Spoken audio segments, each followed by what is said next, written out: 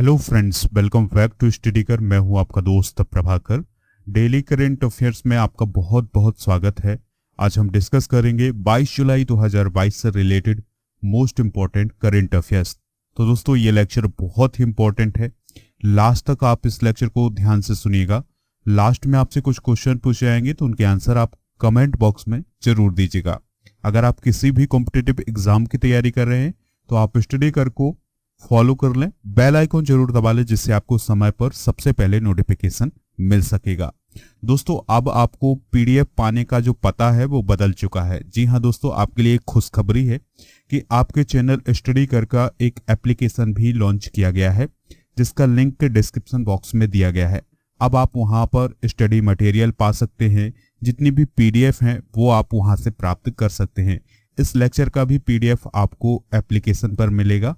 सबसे पहले नीचे डिस्क्रिप्शन बॉक्स में जो लिंक दी गई है उससे आप एप्लीकेशन को डाउनलोड कर लें। फिर इसके बाद दोस्तों आपको 3 डॉट दिखेंगे, तो यहाँ पर आपको क्लिक करना है। इसके बाद जो इंटरफेस आएगा उसमें स्टडी मटेरियल लिखा होगा, तो स्टडी मटेरियल को जैसे ही आप क्लिक करेंगे तो दोस्तों आपको स्टडी मटेरियल और उसका जो वीडियो है वो आपको मिल जाएगा।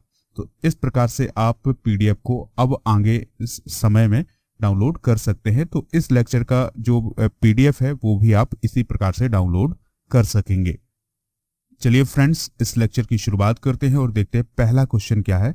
ध्यान से सुनिएगा। राष्ट्रपति चुनाव 2022 को किसने जीता है, यानी who has won the presidential election 2022। तो दोस्तों, इस इलेक्शन को किसने जीता है? द्रौपदी मुर्मू जी ने जीता है। यानी जो 2022 का राष्ट्रपति चुनाव था उसको किसने जीता है? द्रौपदी मुर्मू जी ने जीता है। यह 16वां प्रेसिडेंशियल इलेक्शन था, यानी 16वां राष्ट्रपति चुनाव था जिसको द्रौपदी मुर्मू ने जीता है। और द्रौपदी मुर्मू और यशवंत सिन्हा के बीच ये इलेक्शन हुआ था। दोस्तों, इस बार का जो इलेक्शन का प्रतिशत था, यानी जो मतदान का प्रतिशत था वो कितना था? 99.18% था। और द्रौपदी मुर्मू जी इस चुनाव को जीत करके देश की 15वीं राष्ट्रपति बन गई हैं। ये पॉइंट जो है वो आप नोट कर लीजिएगा। और 18 जुलाई को दोस्तों इलेक्शन हुआ था, वोटिंग हुई थी, और 21 जुलाई को इसकी काउंटिंग हुई है। तो काउंटिंग में जो द्रौपदी मुर्मू जी हैं उन्होंने बहुमत हासिल कर लिया है, यानी जितनी उन्हें वोट चाहिए थी वो वोट उन्होंने प्राप्त कर ली है। चलिए इसके आंकड़ों पर हम डिस्कस कर लेते हैं। तो द्रौपदी मुर्मू और यशवंत सिन्हा के बीच ये चुनाव हुआ था। बीजेपी की तरफ से थी द्रौपदी मुर्मू, इंडिपेंडेंट थे कौन? यशवंत सिन्हा। एनडीए अलायंस से थी कौन? द्रौपदी मुर्मू। और यूनाइटेड अपोजिशन की तरफ से कौन थे? यशवंत सिन्हा जी। अगर हम द्रौपदी मुर्मू जी के होम स्टेट की बात करें तो वो था उड़ीसा, और जो यशवंत सिन्हा जी का होम स्टेट था वो था बिहार। दोस्तों, द्रौपदी मुर्मू जी को 6,76,803 वोट प्राप्त हुए हैं इस इलेक्शन में, और जो यशवंत सिन्हा जी थे उन्हें 3,80,183 वोट हासिल हुए हैं। और अगर हम परसेंटेज की बात करें तो द्रौपदी मुर्मू जी को 64.03% वोट मिले हैं, और यशवंत सिन्हा जी को 35.97% वोट मिले हुए हैं।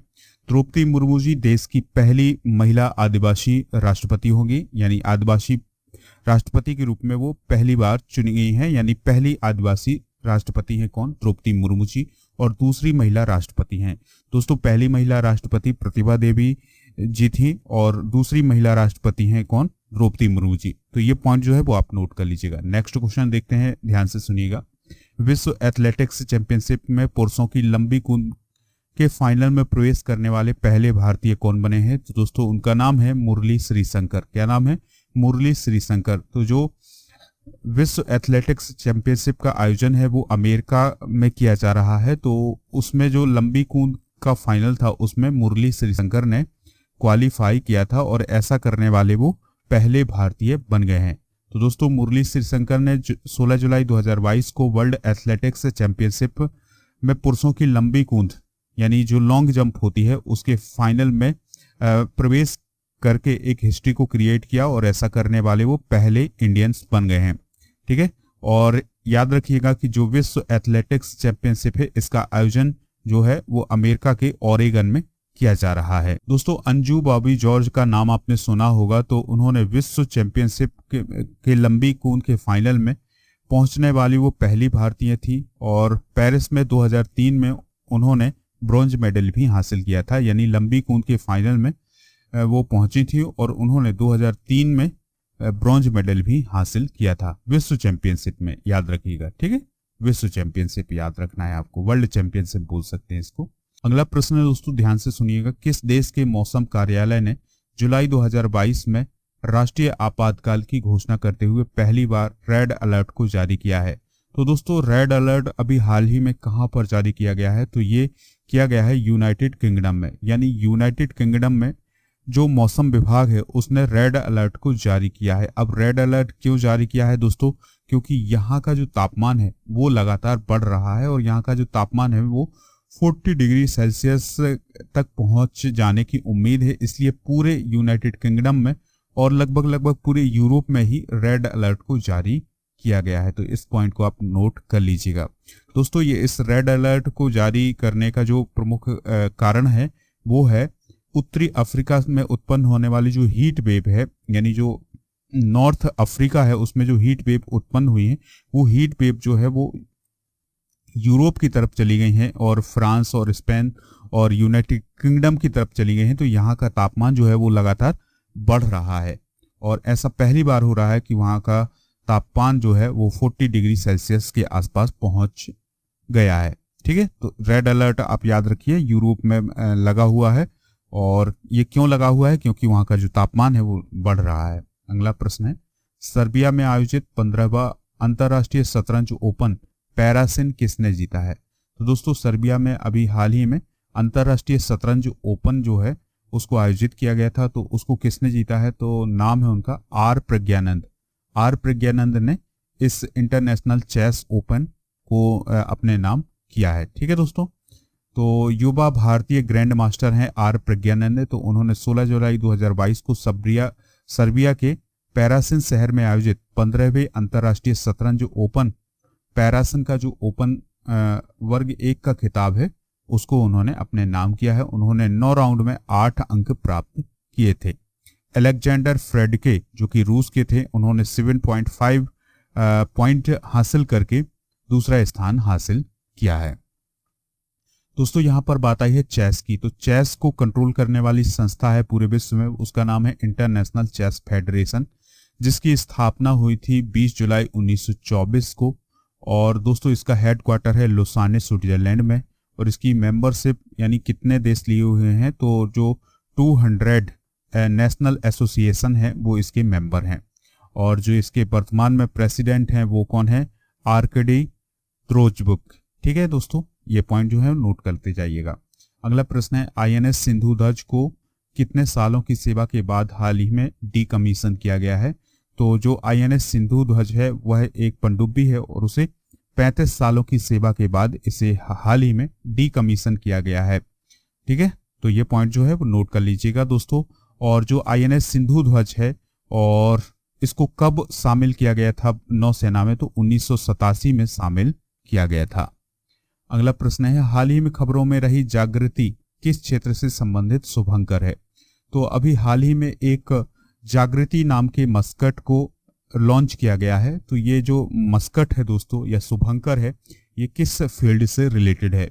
तो ये दोस्तों कंज्यूमर अवेयरनेस यानी उपभोक्ता जागरूकता से रिलेटेड एक शुभंकर है जिसको हाल ही में रिलीज किया गया है।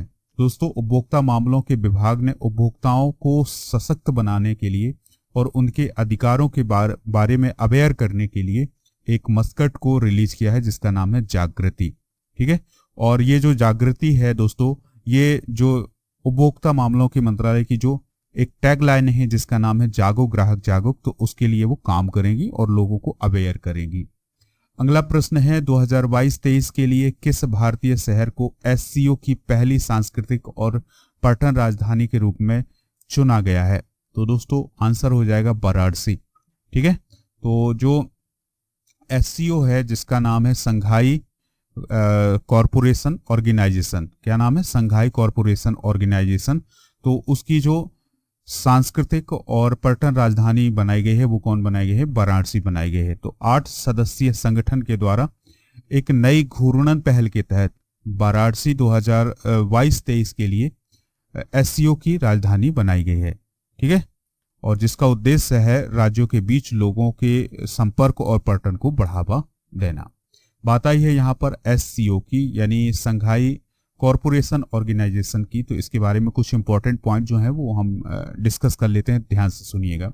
यह एक स्थायी अंतर शासकीय अंतर्राष्ट्रीय संगठन है। यह यूरोसाई राजनीतिक, आर्थिक और सैन्य संगठन है जिसका लक्ष्य है इस क्षेत्र में शांति, सुरक्षा और स्थिरता को बनाए रखना। यानी यूरेशिया का जो क्षेत्र है, यानी यूरोप और एशिया का जो क्षेत्र है, उसमें शांति और सुरक्षा को बनाए रखना और स्थिरता को बनाए रखना इसका उद्देश्य है। इसका गठन 2001 में किया गया था। SCO चार्टर 2002 में हस्ताक्षरित किया गया था, यानी इसमें हस्ताक्षर 2002 में किए गए थे और 2003 में यह चार्टर जो है लागू किया गया था। इसके वर्तमान सदस्य कौन कौन से हैं याद रखिएगा। कजाकिस्तान, चाइना, किर्गिस्तान, रसिया, तजाकिस्तान, उज्बेकिस्तान, भारत, पाकिस्तान और ईरान जो हैं वो SCO के मेंबर हैं। ये पॉइंट जो है वो नोट कर लीजिएगा दोस्तों। अब आपको कमेंट बॉक्स में बताना है कि SCO का मेंबर भारत कब बना था, किस वर्ष भारत और पाकिस्तान जो है वो SCO के मेंबर बने थे। ये पॉइंट जो है वो आपको नोट करना है और कमेंट बॉक्स में इसका आंसर बताना है। अगला प्रश्न है, किस भारतीय राज्य ने EFIR सेवा और एक पुलिस ऐप को लॉन्च किया है? तो ऐसा किया है दोस्तों उत्तराखंड की सरकार ने। तो उत्तराखंड की सरकार ने अभी हाल ही में एक FIR जो सर्विस है उसके लिए एक ऐप को लॉन्च किया है और एक पुलिस ऐप भी लॉन्च किया गया है। किसके द्वारा? उत्तराखंड की गवर्नमेंट के द्वारा। तो उत्तराखंड के जो चीफ मिनिस्टर हैं पुष्कर सिंह धामी, तो उन्होंने EFIR सुविधा और उत्तराखंड पुलिस ऐप को हाल ही में लॉन्च किया है। EFIR सुविधा शुरू होने से लोगों को चोरी से संबंधित मामलों में ऑनलाइन FIR दर्ज करने में मदद मिलेगी। यानी आप अगर उत्तराखंड में कोई चोरी होती है किसी भी प्रकार की, तो आप उसकी जो FIR है वो आप ऑनलाइन दर्ज करा सकते हैं। तो दोस्तों ये पॉइंट जो है वो नोट कर लीजिएगा। दोस्तों अब आपसे कुछ क्वेश्चन पूछे जा रहे हैं तो उनके आंसर आप कमेंट बॉक्स में जरूर दीजिएगा। तो पहला क्वेश्चन है, द्रौपदी मुर्मू किस नंबर की राष्ट्रपति बनी है? ये आंसर आप कमेंट बॉक्स में दीजिएगा। और सेकंड क्वेश्चन है कि आप बताइएगा कि SCO की स्थापना कब की गई थी। और तीसरा क्वेश्चन होगा कि SCO में भारत कब शामिल हुआ था। तो ये तीनों प्रश्न जो हैं वो आप नोट कर लीजिएगा और इनके आंसर आप कमेंट बॉक्स में जरूर दीजिएगा। अगर आप लेक्चर पसंद आया हो तो आप इसे लाइक कर दें और शेयर कर दें सभी दोस्तों को सभी सोशल मीडिया प्लेटफॉर्म पर। जय हिंद, वंदे मातरम।